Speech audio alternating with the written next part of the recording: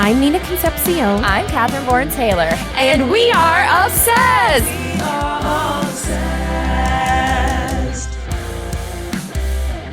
Obsessed is a comedy podcast about your hyperfixations, the ones that keep you up at night, hijack your group chats, or send you down a rabbit hole. Each episode, we deep dive and unpack the niche interests you just can't get your mind off of. No obsession is too weird when you're among friends. Yeah. Happy end of October. Happy going into end November. Of October. October's felt like 1,000 years. Have you heard of this thing called the October theory? Tell me. It's one of my obsessions because I actually I'm convinced it's true. It's this idea that like October is the month that all the work you've done this year, like all of your resolutions, the things you've been manifesting, they like come full circle in October. Whoa. And maybe like the thing doesn't happen or it does happen that you wanted, but like the story kind of completes itself and revolves again, which it like coincides with like autumn and the fact that like this is when you like reap a harvest and everything. And I feel like for both of us, that's what October was. Oh, yeah. Oh, yeah. We had major milestones in October. We did. It's great. We both like moved. We both moved. We both went to New Orleans, not at the same time. I know. Okay, that feels like at the same time, not ago. together. That was only 2 weeks ago. No, that is unhinged. We were in New Orleans 2 weeks ago. No, because that was crazy because it feels like I feel like a different person than when I went to New Orleans. I literally feel like a different person. Yeah, like what is happening? Our podcast came out. This pod dropped this month, which is so exciting. It's so fun. I love doing this. Me too. This is great. It's great. Yeah, it's been a crazy month. October's insane. Let's get into it. What are you obsessed with this week? I am obsessed with Cat's Eye. Have you heard of Cat's Eye? I've heard of it. Oh, the band, the girl group? The girl group. Ooh. The international girl group. Wow. Oh my God. Yeah, I mean, have you heard their songs? Gnarly? No. I know them from that. Weren't they in a Gap commercial? Yes, they had a viral Gap commercial. Okay. It feels like witnessing the beginning of the Spice Girls to me. And since you find horror relaxing, you should watch Pop Star Academy. Ooh. On Netflix. Okay. It is the docu-series where they basically are forming Cat's Eye. It's like the making of the band. It is these poor girls. They're essentially taking them through like the K-pop training process. But they pull girls from all over. And it's psychotic. But I will say it freaking works because Cat's Eye is so good. Oh, so they went through Pop Star Academy? Yeah, and then at the end they like announce who's in the band, and it's like 6 girls. And and they've really taken off over the last year. And honestly, like I can't stand by everything that happens in Pop Star Academy. But those girls are a like machine. Oh God, I just love Cat's Eye. How many? There's like 9 of them? No, there's like 6. Oh, there's 6. And what channel is Pop Star Academy on, or where can I watch Netflix. That? Oh my God. You gotta watch Pop Star Academy, Nina. I need a new show. And like you can tell that the producers of this show are really trying to like toe the line between this is a at first the girls don't even know they're on a reality show. Wow. They think they're just in a training system. And then they find out this is a reality show and they start pitting them against each other. Hell yeah. And they're like, I just came here to dance and sing. Like, it's really messed up. That is messed up. It's so like a social experiment. Oh, they get so social experimenty about it. But listen, Cat's Eye is so good. I don't know them other than them dancing to Milkshake in the Gap commercial. And it was cute. But people went crazy. And I was like, what is going on? They're really elite. Oh my God. And when you watch their live performances, so the concept of Cat's Eye is like, we're going to take the K-pop training model and apply it to like a more Western pop sound and like an international group of girls. So there's like the leaders from the Philippines. There's like a girl from Sweden. There's a girl who's like Chinese. There's South Korean. Like there's women from all over, and they're so good.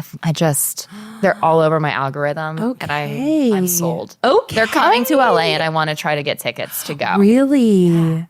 Yeah. Fascinating. They're so fun. What are you obsessed with? I really didn't know what I was going to talk about this week, but I think I'm really obsessed with this cool group in Hollywood right now that like Rachel Sennett is leading. And it's Young Hollywood. Like young Hollywood. They're like zillennials. So cool. And I don't understand like how it happened. Like, how do you find yourself in like a friend group and you're like all famous and you're like living your best life? Oh my Your God. life couldn't be more different than mine. And like her best friends are like Charlie XCX. And I know like it's totally, we're only seeing what she these people allow on social media. That is a thing because their social media game is so elite. It's elite. Like it looks like they're having like a blast going to parties and just like doing bits with each other. And I feel so like, God, you guys are so cool. I've never felt older and more lame in my life. When I watched like her recent kind of like round of stuff, agreed. I was like, man, I really wish I was like in that group, but I don't think I could keep up. I couldn't, and I'm not cool enough. I'm not cool enough. That wouldn't feel authentic to me and who I am. I feel like a hag. I feel like an old hag. I'm like on my Flow app, and like when I'm on the Flow app, it's like, get ready for perimenopause. It's coming. Jesus and I'm like, Christ. I've just turned 36 and I've never felt more of a like, you're drying up, you old hag. No, they're like new and young and fresh and real. And like they're all beautiful and they're always in like Mykonos or like Ibiza. And they're always getting opportunities. Like she wrote and stars in and produced I Love LA. Like go off. I'm so happy. And also I'm like, this being in this like paying attention to this friend group in Hollywood while like me and Kyle struggled to raise money for our indie film we've been making for over You're a like year. moving your couch into your apartment. I'm like, damn, I've never felt more of a lame loser. And that's on me. That's nothing like that, you know? on you, and I know I'm not, but it's just like, damn, I'll like be on my phone looking at our Instagram and then I'll like catch my reflection in my phone and it's just like the most You open your phone and it's just like, I'm like, oh my God. hag, you're old. And so I'm just like fascinated. Like, can you imagine being one of that, like living their life of just like, my best friends are like Charlie XCX and all my friends are on my TV show that I have. I've like written fan fiction about being that person. Yeah. You know, like moving to LA, having your own show. and it's all coming together. It's all coming together for you. Well, you know, the only thing that I think would be worse than being us old hags would be to like be 26 on the outside of that. Oh my God. And be like, that literally could be me. That could be me. Like, I know it'll never be me. So there's a freedom in that. There's absolutely freedom. And I'm like, that time has passed and that's okay. And I can just, maybe this is what like wisdom is like watching and appreciating, being like, I hope they know they're in the best years of their lives. I hope they know. Like, it's just fascinating.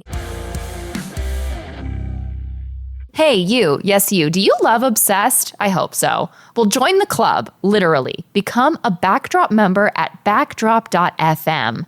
You'll get ad-free episodes, exclusive extras, and access to every Backdrop show. One membership, all the good stuff. And yes, you'll be personally responsible for keeping the show going. Thank you. This week's bonus, Backdrop member exclusive, we open our first ever influencer gift from our Maxton Hall friends. So cool. And continue to spiral into the world of Maxton Hall and beyond.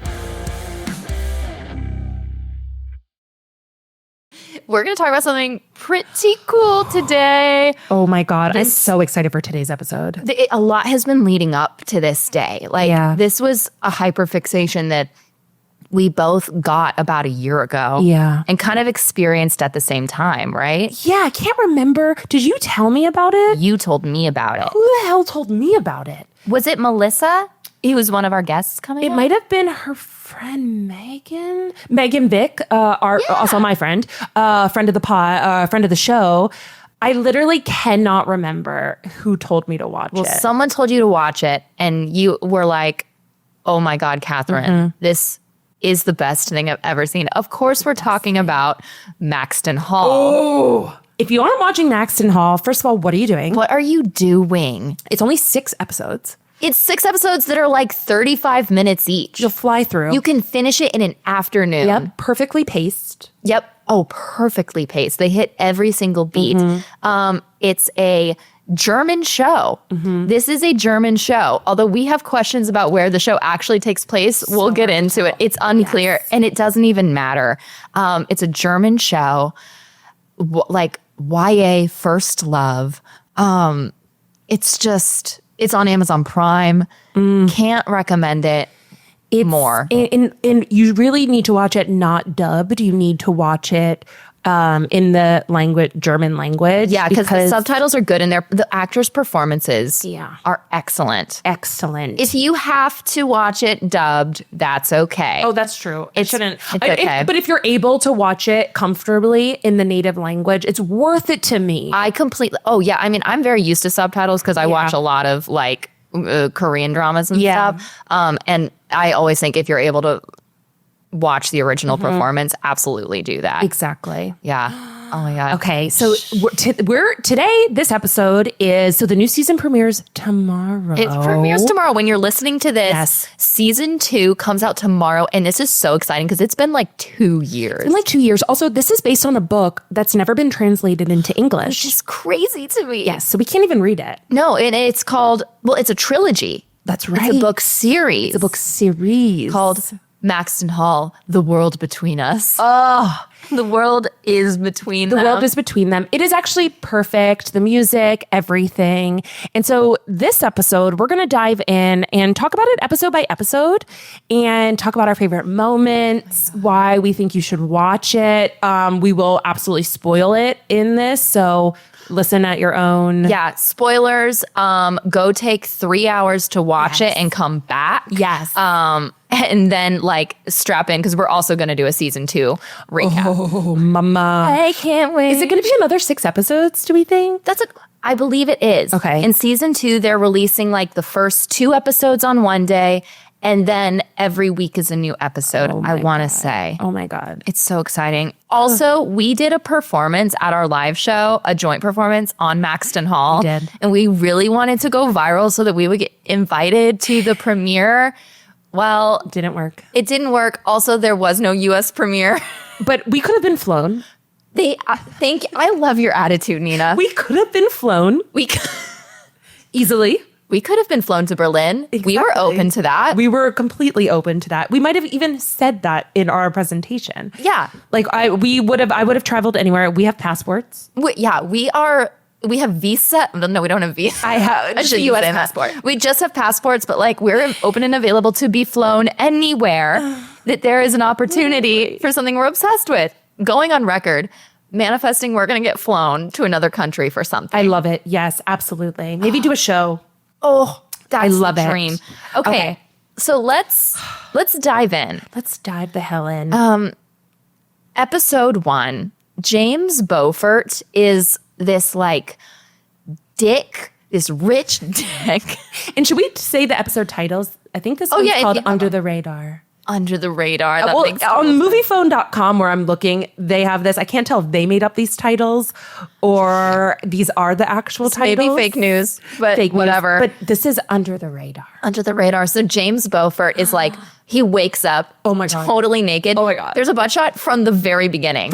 And there's nudity in this show. This show has nudity. It's European. It's European. Because and you see his ass almost immediately. Yep, almost immediately. So he's waking up after like a banger of a night, or what is it called? Not a banger. What am I thinking of? The term where it's like, is it a banger? No, where you like a bender, a bender. He's waking up from a bender. Banger. We could never hang out with Rachel Sennett. We couldn't. I'm such a loser. From a bender. Yeah, and he like gets up, he like grabs like a bottle of champagne, goes out to like the pool where his friends are, and they're like, the man, the legend, James Beaufort. He's got this one friend who just seems to be a hype guy. That's Cyril, the blonde with the short buzz. The one that pushes her in the spoiler. Hate him. Hate him. Yeah. So he's friends with a bunch of douchebags. They're lounging. His house is gorgeous. Yeah. Obviously, immediately you know, oh my God, this kid is so rich. Yeah. So rich, doesn't give a fuck. But then his sister comes up crying. And he's like, what's wrong? What happened? And she's like, Ruby Bell.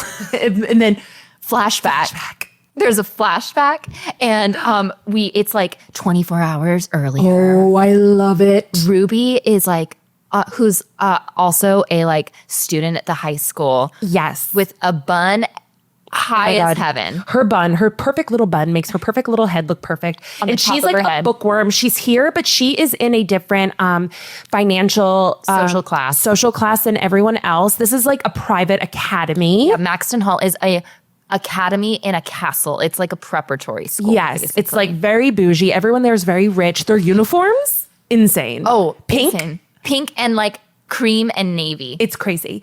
And so she is there already feeling like she doesn't belong because she's there just for her brains. And her dream is to go to Oxford. Yeah, she's going to go to Oxford. The way they say it, James Buffett in Oxford. Her dream is to go to Oxford. We're not clear on what she wants to study, but it doesn't matter. It doesn't matter. Because she has a dream, and this is one thing I really like about her character. Mm-hmm. She, even when things get like messy with James, like she is never deviating from her dream. No, she never lets herself, like she is so smart. Yeah. And she comes from a really good family. She's really close to her family. They live in an adorable little cottage. She's like best friends with her sister. Yep. And her dad, there's like, we'll get into like the past there, but she's really close to her family. She's a beautiful family life. And it's in stark contrast to James's family life. Yep. So like she is rich in other ways, perhaps the ways that really matter. Wow. Do you write for Maxton Hall? You could have. I'm going to be in the writer's room for season 3. You could have. I am available. Okay. So what is revealed is Ruby leaves something in a classroom. Yeah, like the cool teacher's classroom. The cool teacher's Who's classroom. writing her a letter of recommendation for Oxford. She really needs these recommendation letters because, again, like the only way she's going to accomplish her dream is if she gets a scholarship. Exactly. So Ruby is like, oh, I forgot something in the classroom. She runs back to his classroom, opens the door, and bam, he's making out with James' sister. Who is a student at school as well. A fellow student. And let me say, they positioned this teacher as a good guy, but the second I saw him on the bus, I was like, he falls in love with students. Gross. It's so gross. Like, even if she's 18, which I think they are supposed to be. I think so. But it's like gross. And you know what? Power imbalance. Of course. No, we're never going to say that this is okay. No, but the show is like, this is a tragic love story. Yes. And they can't be together because he's a teacher and it's so sad. And you're like, okay, I'll go with it, I guess. Like, their main thing is, are we going to talk about that later? No, let's talk about it now. Well, their main thing is like, they can't be together because he's poor and she is, James's sister. They come from this dynasty. Yeah. It's not that he's a teacher and this is incredibly inappropriate. No, it's not that he's a teacher. He's a nice guy who's just he happened to fall in love. It doesn't matter. It doesn't matter. You have to just like, there's a lot about this show. You sort of just have to give yourself over to and be like, you know what? I'm having a great time. Yes. You're having a great time. Maxton Hall, baby. Maxton Hall, baby. So Ruby catches them kissing. Yeah, and she is like really disillusioned. The only person who thinks that this isn't okay is Ruby. She's devastated because also she trusted this teacher. Yeah, this was like her mentor. Exactly. So, okay, now we're back in present day. Ruby is like, she withdraws her letter.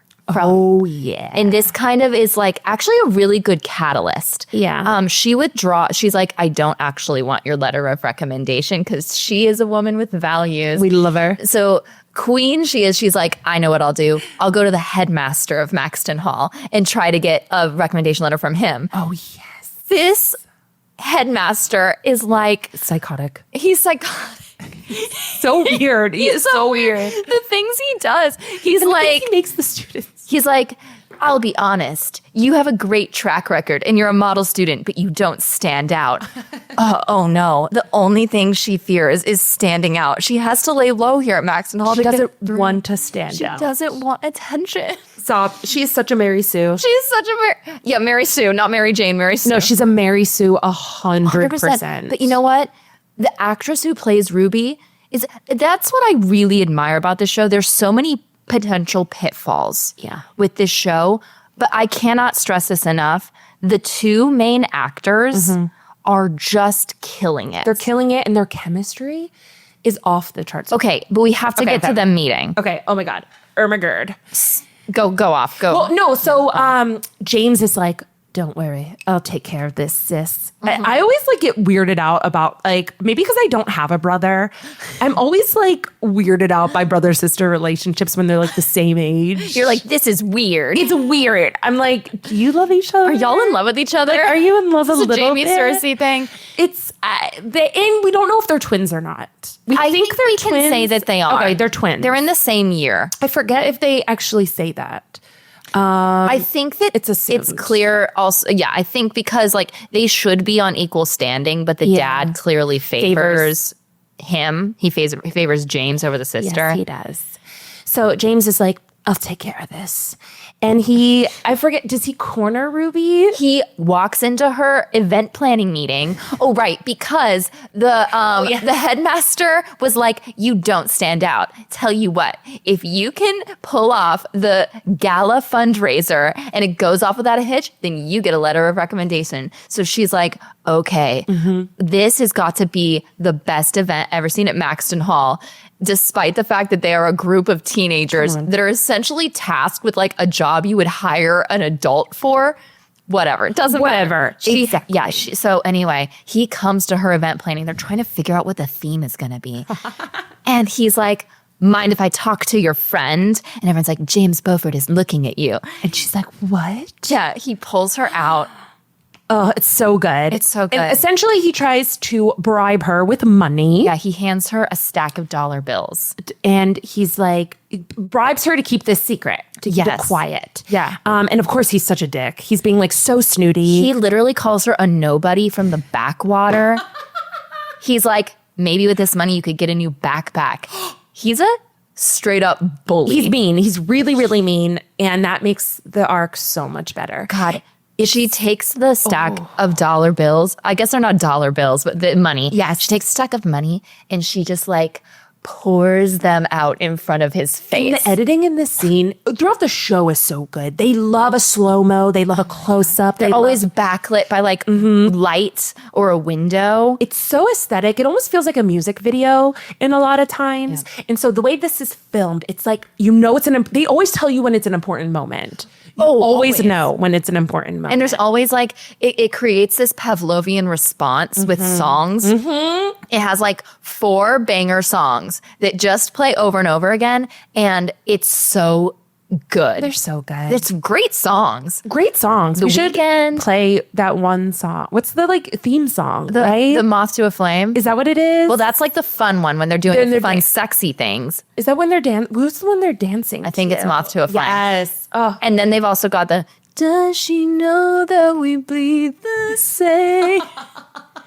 You're scared that I'm on my way. It's actually so good. You're just like I was just like in my living room by myself, 36-year-old hag, just like I'm literally watching on my phone while LA burns in January. Oh shit, yes. Yeah, no, this is a real thing. I was like, it's 2 a.m. I'm like, I can't sleep. It was the week of the LA fires was horrible if you lived in LA. And I was like, I think I don't have power. There's literally, it's dark. And I'm like, I think I just need to watch Maxton Hall and I like use my data. No. To like just watch Maxton Hall like and chill out. It's like you need to conserve your phone. No, it doesn't matter. Doesn't matter. I really have to regulate right now and Maxton Hall's gonna do that. Yes. Okay.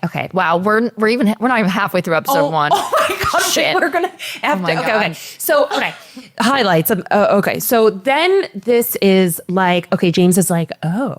Yeah, and he's like, I'll destroy you if you say anything. He comes back to her again. He propositions her for sex. He's like, maybe it's not money you want. Maybe you want my body. Stop. I forgot about that too until I was rewatching. I was like, oh my God. He just like starts unbuttoning his shirt. He's like, okay, well, maybe you want to like fool around with like the hottest single guy in school.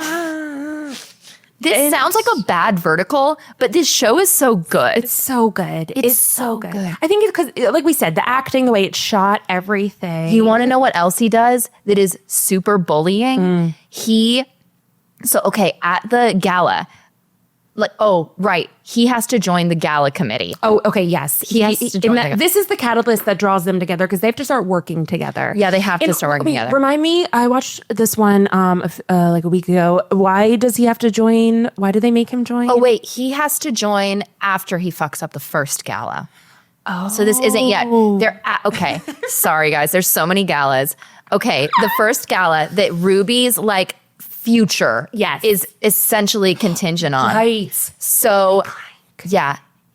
He does 2 unforgivable bully things here, except I forgive it. Number 1, he so the teacher that is in love with the sister, pulls Ruby aside and they're talking and whispering. The teacher's like, I'm so sorry. Please don't tell anyone. But James sees them, takes pictures in secret of them, making it look like they're the ones. Oh my God, I forgot. Oh my God, this is evil. This is actually psycho evil behavior. He is gonna do, and you're he's gonna do whatever it takes to protect his sister. Right. But also, it has no qualms about destroying Ruby's life. At this point, he has no moral compass. It's not even he's a morally gray. He is no, he is a bad dude. Yeah. He's a bad dude. Yeah. And he sends strippers to the gala. Oh my God, I forgot about this. Give the headmaster a lap dance. And it's just so funny and psycho.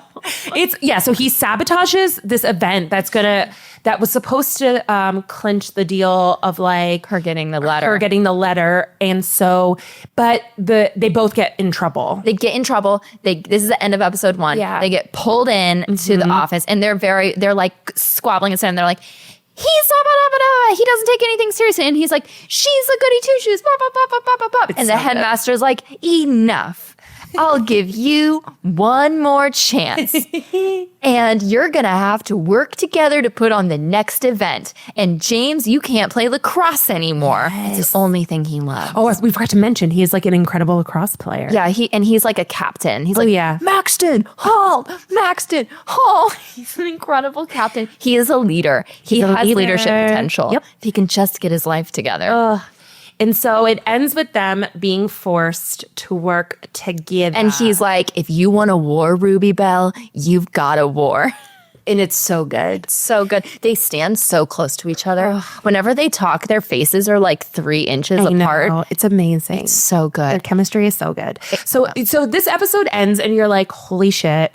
Because it ends and you're like, okay, enemies to lovers. Let's go. They are enemies. They are enemies, and he is a bully. He's a bully. He's a bully. Also, she is very tightly wound. She is super tightly wound. The stakes are high for her, so it's justified. Yeah. But this is the thing. Neither of them are able to actually see each other because they're so at odds. Yes. And it comes to a head in the next episode. Oh my God. Okay. Episode 2. So we meet the dad of James Beaufort, who really only cares about domination and only shows affection to his kids when they are dominating. So it's awful. The introduction of this incredibly toxic character puts a lot of important context around why James is the way he is. He's extremely mistreated. I would even say, well, we'll get into how badly, but it's really bad. And then you have to remember James is still a kid. He's only a teenager. Yeah, that's the thing I love about this show. They're teenagers, but they're literally being treated like adults. Adults. He's being treated like Kendall Roy, as if it's Succession. I'm 100%. He's 18 years old at the most in this show. Where are the adults? Where are the adults? So he's at all, and the dad is so the dynasty they have is a garment industry, right? Fashion design. Fashion. It's basically like Ralph Lauren. Beaufort is a really big clothing design line, and they clothed Queen Victoria. They're the oldest legacy brand in the world, essentially. Exactly. Welcome to Open to Suggestion, the comedy show where one suggestion is all you need. Every week, we open the show with a new source of inspiration for our scenes. Could be a story, an interview, or something pulled from the strangest corners of the internet. No scripts, no plan, just improv. I'm James Mastriani. And I'm Mike McClendon. And we've both been performing and teaching improv for years. And on this show, we get to bring that experience into the mix. So join us each week for new episodes with our favorite comedians, plus bonus episodes where we dive deep into the world of comedy, theory, and improv. Sometimes we'll share exercises or games, sometimes we'll rope in a guest to play along, and sometimes we might just ask each other what we're into right now. Either way, you're going to get a peek at how improv works and why it works. Listen wherever you get your podcasts. Or get premium ad-free episodes and more at backdrop.fm. Okay, we are back, and we had to step away for a sec because we're like, we can't cover the whole series in one episode. No, it's too much. We're like 30 something minutes in, and we're only at the beginning of episode 2. Yeah, there's no way. So this will be a 2 episode. This will be a 2-parter. Yes. Okay, so the dad is toxic. The weight of the world is on James's shoulders, even though the one who really wants that like responsibility is his sister. Mm-hmm. Like she should be young Beaufort. Yeah. The young Beaufort is like the name of like their line. Because his sister's really good at it. Yeah. And she's like wants this, but the dad isn't giving her the time of day because she's the girl. And the mom is like positioned as being really nice, but she's super passive. Like extremely passive. I don't buy it. I think she's like loving and oblivious. Yeah. But like, I just think the way the dad treats the kids it's kind of unforgivable that this mom is like, honey, what's wrong? It's like, what do you mean what's wrong? You have eyes. Like, come on. No, she is a really disposable. Like, I think she's probably the weakest character. Like she's written. underdeveloped. And also, it's like the dad is so evil. He has no humanity. Yeah. That I'm like, okay, I'm curious to see how season 2 deals with that. Because right now, I feel like the parents, really the adult characters, are the most poorly written ones in the show. I agree. They don't have much depth, and it's like James is really close to his driver. Oh yeah, so James is nice to 2 people we've seen so far. He's nice to his sister, and he's nice to his driver, who like kind of looks out for him. Is like kind of a father figure. Kind of a father. I have questions about who, if indeed his father is his father. Exactly. I have questions about it. Okay, so James has to like join this event group, and Ruby is not happy about it, especially not happy that he actually has a better idea than her for the theme. He's like, we'll make it a Victorian ball, and he just walks up and like starts sketching a dress as like a poster. And everyone's like, honestly, that's a really good idea. And also, you're a really good artist, James. I forgot about the art of it all. So he is a really good artist. Yeah, he sketches. He's so Jack Dawson in Titanic. He's so Jack Dawson coded. So okay, James low-key kills it in the event committee. And then people are like, oh, he's really good, actually. Like, no one else has an issue with him the way Ruby does. At this point, it's like Ruby is hanging on to a grudge. Completely. They're both hanging on to a grudge. Yes. He's a jerk in the group chat because everyone's like, well, James, like, you have access to the Beaufort collection. Yeah. Weren't y'all like famous in the Victorian times? And he's like, no access. Sounds like you're going to have to figure it out. Hope you're not too poor to like come up with a Yeah, he's still a dick. He's such an asshole. Okay. So it all comes to a head in Oxford prep class. Oh. He like, what happens? Oh, she basically takes it too far. She eviscerates him. And she's like, your life, and she does this in front of everyone. He like kind of like, he prods her. Yeah, he dangles the carrot and she takes it, and she's like, your life is empty. You actually don't care about anything, and I feel sorry for you. La la la la. And James just like is speechless, and then like throws his chair and storms out. He storms out. He has a little temper tantrum, like a little like moment. He has a moment because she like cuts to the core of like, she hit a nerve. He knows that she's right. Like he hides behind his money. Yeah. But also he has to. Yes. Like I think the show does an interesting job of really like giving you some reasons why James is this way. And some of it is his fault and some isn't. Yes. And they're at that tender age where it's like they're on the cusp of adulthood. So it's like, okay, I can empathize that he was brought up in this awful environment. And also you're becoming a man and you need to like choose, like, am I going to allow that to happen, or am I going to be my own man? Yes, and episode 2 is really good because it kind of sets up exactly that, and it kind of uses like the metaphor of a chessboard. Yeah, where he's like, in life, you have to be the king and you have to like conquer everyone else, and that is the only way you stay safe. And honestly, Ruby kind of lives that way too, in a different way, totally different way. She's like, the only way you stay safe is by going under the radar, and that's how you get what you want, like, so no one can hurt you. Exactly. And so it sets up this idea of like, Ruby is kind of a king on one side of the chessboard, James is another king, and like, who only one can win. It sets that up. Exactly. Okay, so he storms out and Ruby has that regret in her eyes. She's like, oh shit, I went too far. And even if she told the truth, which she did, she spoke truth, but she went too far and she really hurt him. Yeah. Okay. Oh my God. Basically, that night, her and her sister try to like make a dress for the poster, and the dress. Long story short, this is a very long like montage of them like all night drinking coffee. It is cute. I love their relationship. They're best friends. It's really sweet. Like yeah, I really like that. Like the relationship with the sisters on both sides is like the core relationship for each of these people. So, okay, the dress burns. Oh no. I forget, like she leaves like the iron on it or something. She's ironing and she gets distracted by a bitchy text from James. Yep. And it starts burning. So she burns this dress her sister worked so hard on. And so that happens, right? So now she doesn't have a dress. And it's morning. It's early morning. It's early morning. But then she goes to the lacrosse. This is the best scene. This is the best scene in the entire series. I will argue. This scene proved what a good actor he is. Oh my God. It is actually incredible. So Ruby goes to the lacrosse field. It's like early morning fog. It's giving Pride and Prejudice. Dewy grass. It's giving. And she basically is like... with her bun, she has the tightest bun in the whole world. Her bun is up. And his guard is up too. Yes. And she apologizes. And it's not like a big production, but she's like, I went too far. I'm sorry. And honestly, your idea for the gala was better. And you just see his face transform.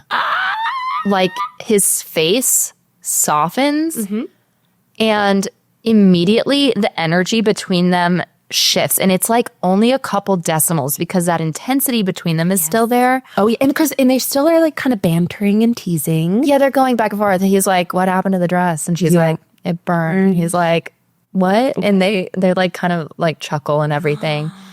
And when it's literally just takes that for him to like, he's smile at her.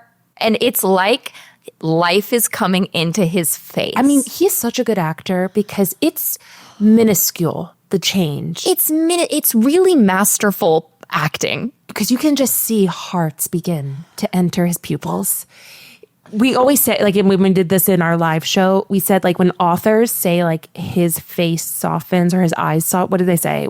His face softens. This is what they fucking mean. It's exactly that, and it's micro expressions. Micro expressions. It's so good. And he is like, oh shit, I am in love. Yeah. Like you can just see he's like down bad already. And again, this is something that with like in less able hands would just be a pitfall of like, oh, now he's in love. Like what? No. And the show sets this up with the chess metaphor because in the voiceover, it says there is another way a chess game can end. In a draw when two kings bow to each other. Oh my, it's genius. I have chills. Taylor Swift wishes she could like craft two this. kings bow to each other. And it like, that is what you see happening in the scene. It's excellent. Both of them lay down their weapons. And as soon as like that guard is dropped from both of them, they realize like there is actually something incredibly the connection between them is next level. It's next level. And also, I think this might be the first time anyone has like apologized to James or been, I don't think he like is in a world where that happens. And so I think that's part of it too. Like he is used to competing in coldness and cutthroat and evil and everyone's out for themselves. And this is also what's so good about the poor little rich boy trope is like the second someone offers him just a little bit of kindness, he's like, oh my God, like I love you forever. He's starving. He's starving for true affection. Starving for true a little affection. bit of kindness that is like freely given. There's no so good. strings attached. Like Ruby doesn't have anything to gain by apologize. She's just being kind. Yeah. Okay. Then we get it. Okay, go ahead. Well, episode 2 ends with immediately James starts texting her. He is down bad. The flirty texting between them literally starts Immediately. 10 minutes later. Oh yeah, and what does he text her? What does he text her? He's like, there's something about like, what is the middle name? What's your middle name? Oh my God, I forgot. It's just so cute. Like it's that age. It's like that thing where like you're texting someone, you're trying to think of a reason to. So you're just like, oh, I'm gonna text them like it's so clear what he's doing. He's so boy in that moment, you know? So boy. And she's so girl, like they're so teenager.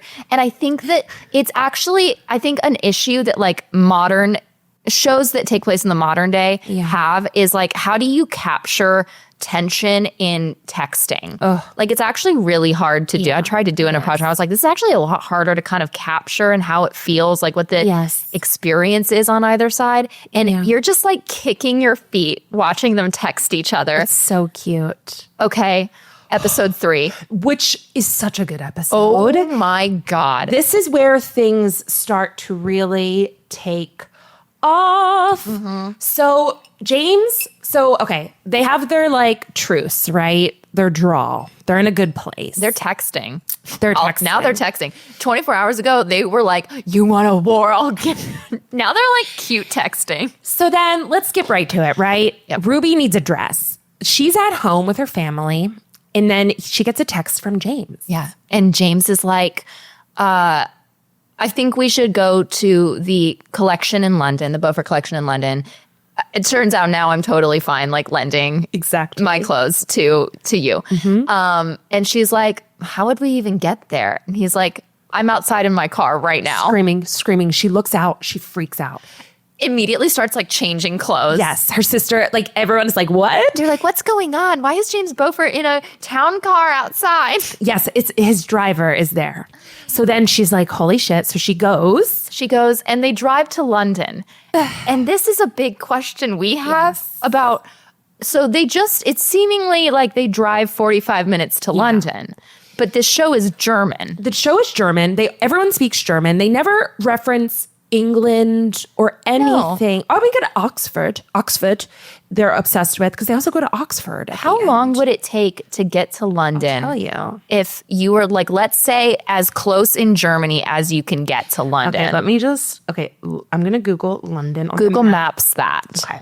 So where is the closest in Germany? So if I'm in Germany, I'm on like the western side of Germany. I would say probably, I don't know. I'm going to say Warburg, whatever that is. Okay.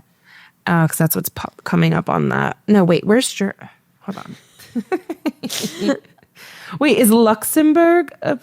Munich. Okay. No, not Munich. Cologne. You're right. Okay, great. Okay, so let's do, if I'm driving from Cologne to London, Cologne, Germany. Andrew just texted this Reddit thread.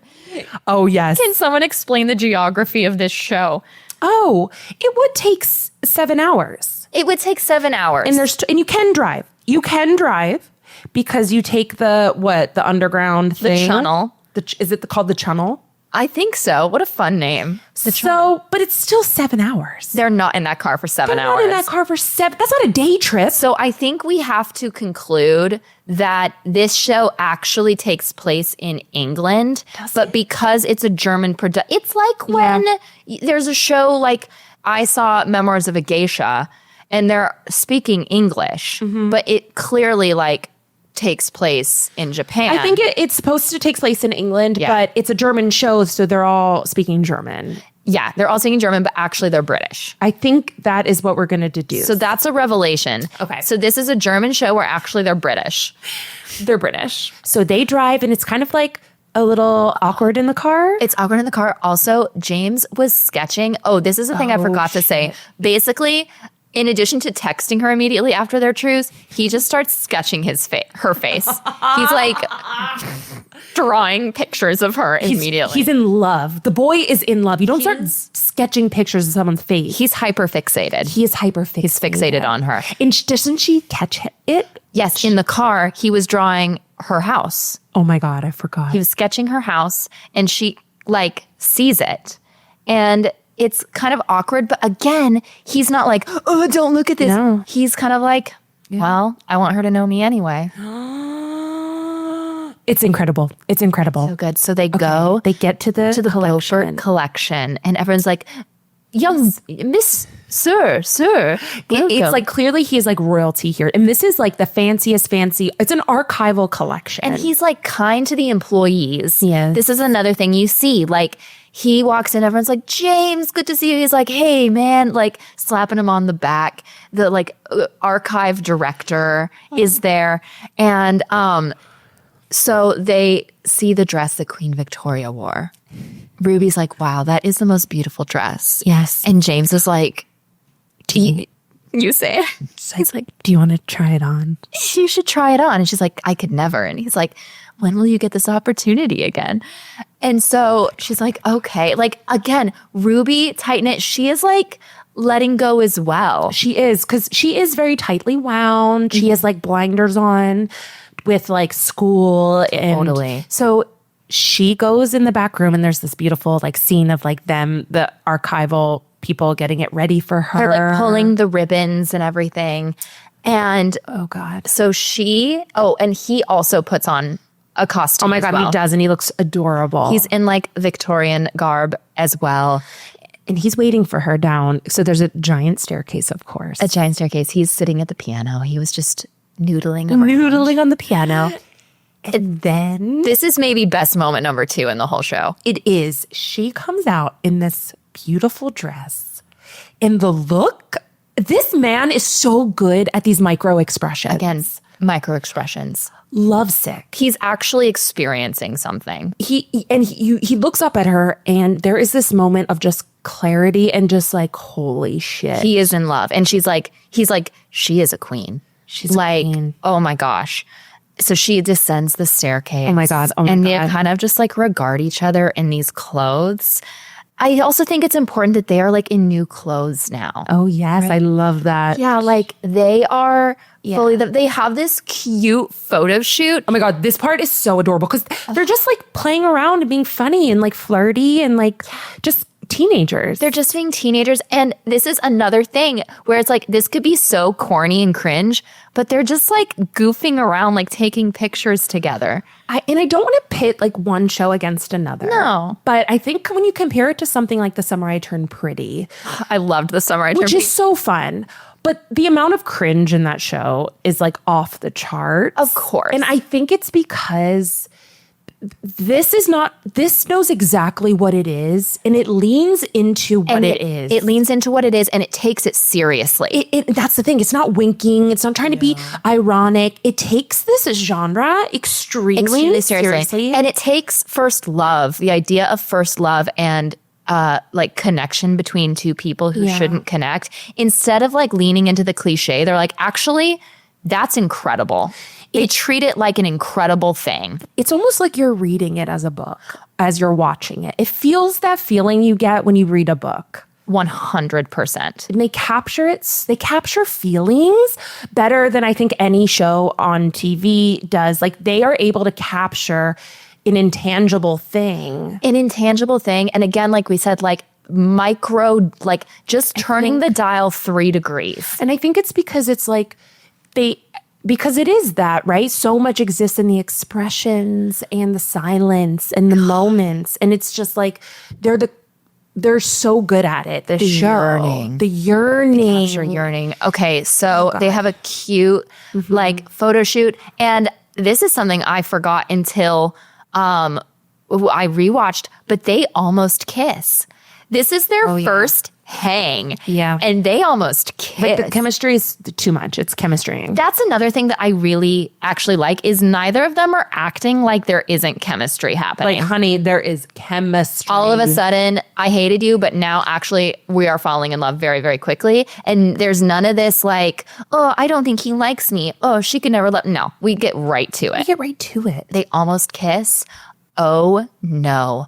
Evil dad comes in. Oh my God, this scene is so good. He's so evil. He's so evil. So he comes in and he basically eviscerates Ruby. He kind of calls her a slut. He says she looks like a slut in that dress, basically. He's really, really, really mean to her. And James does not stand up for her. No, he doesn't. And James is humiliated by his dad. But you see, like, oh, he shrinks into himself. You can see the dynamic. He can't stand up to his dad. He cannot stand up to his dad. And this is also like the very beginning of James starting to like question if his dad is actually a good guy. And James clocks within himself that like he is unable to like rise to this moment. So Ruby is already like a person that is making him want to be better, and he fails at the first challenge. But Ruby does not wilt. No, She's Ruby amazing. stands up for herself. She stands up for herself. She is so incredible. I take back that she's a Mary Sue. She is in a way that you love. She is if it's played well. It's played. Don't lean into the cliche. Mary Sue is fine. She's just like an aspirational young woman. And she's really an amazing character. And she stands up for herself. Yep. And she doesn't let this guy intimidate her. And it's and I think that also is that just makes James love her even more. Like, he's like never met someone like her. No, but like it's really sad because she has to like get out of the dress. Yeah, it's really sad. It's like the moment is sullied. Like this was a beautiful day and this dad just like ruined it completely. Well, that's the other thing. Does she take the bus home? She's like, yeah. James is like, you can go take the car home. And she just is like, no thanks, I'm going to take the bus. Okay, so they're definitely in England. You can't take the bus they're from Germany this is to absolutely London. An English show. So she's like, no, I'm taking the bus. Bye. Bye. She goes home. She's like wiping a tear away. And she's like, that was messed up. Like she's embarrassed, but she's not like beat down. No. So she takes the bus home and later, maybe the next day, James shows up at her house. Shit, I forgot about this. Oh, no. No, the poster. Oh, that's the so important. The poster. Yes. Okay, so then she gets to school and there's a giant poster of them in their costumes. Did they take this photo? Yeah, this is one of the photos they took. Oh, so they took it and sent it to like the event committee or something? Yeah. What it is? And then she literally comes to school. There's a huge poster of her and James in these outfits. And all of a sudden, everyone is paying attention to her. Yes. And she's freaking out. She has and so she's freaking out and she goes to James and she's like, I want nothing to do with you. Yeah. Like, we're done. Yeah, like things were better when we didn't know each other. And he's like, I can't go back to the way things were. And she's like, well, you're going to have to. You're going to have to. And this makes what happens later so...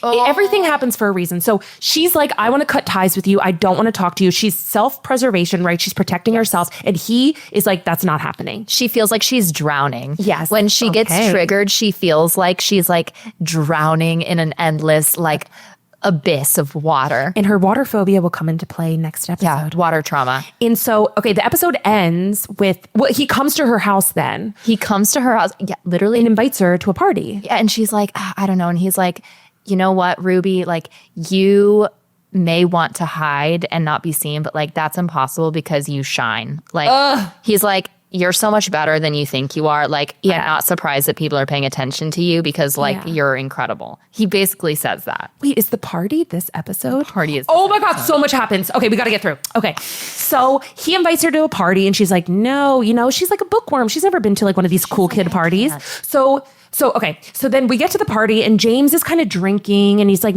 he's cranky. Another girl who, so this girl is really used as a pawn. So there is another rich family and they have a daughter and the parents, James's dad and her dad kind of want to set them up. Yeah, they're getting set. Like it should be like an arranged marriage situation basically. So she's like flirting with James. He's kind of like ignoring her. Yeah. He's like miserable. He's drinking, I think, straight from the bottle. Totally. And then Ruby walks into the house party. Ruby shows up to that party. Shows up. She's like fine. And again, what a like queen move. Yeah. She is making the decision, okay, then I won't shrink. Maybe I can be someone who like is able to handle myself and take care of myself in the public eye. Exactly. And James is so excited to see her.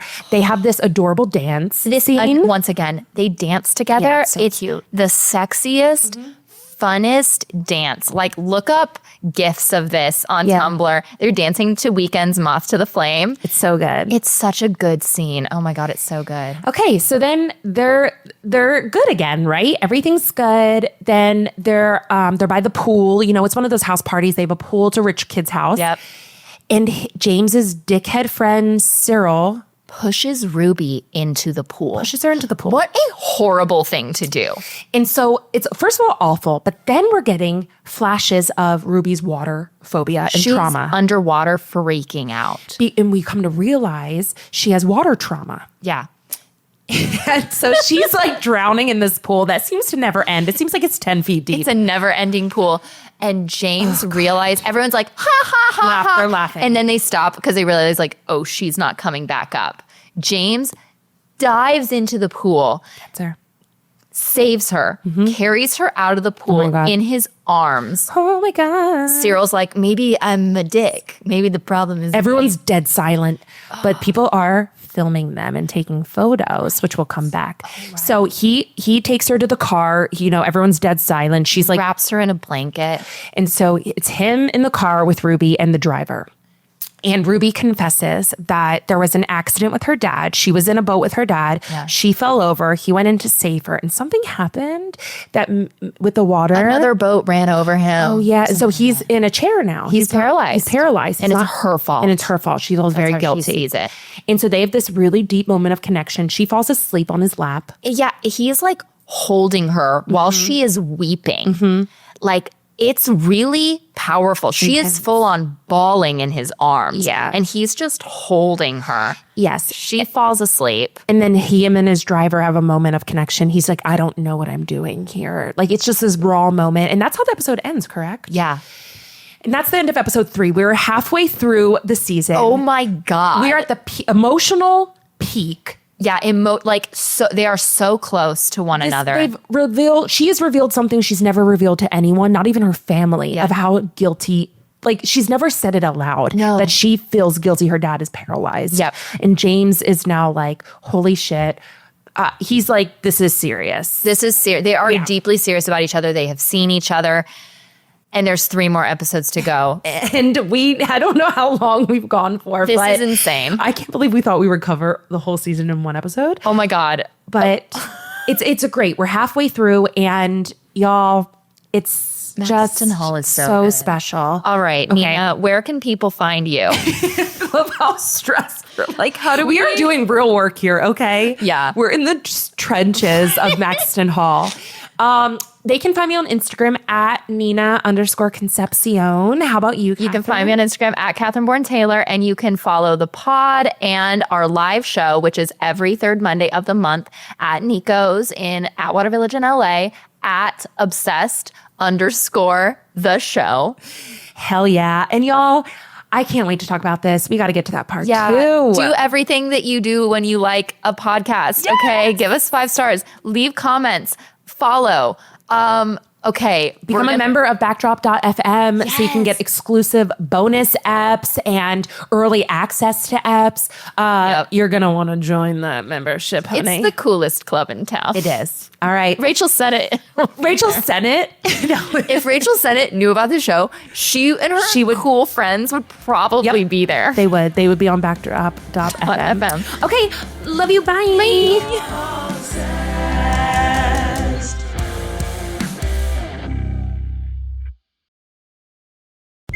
Find more great shows and see what's behind it all at backdrop.fm.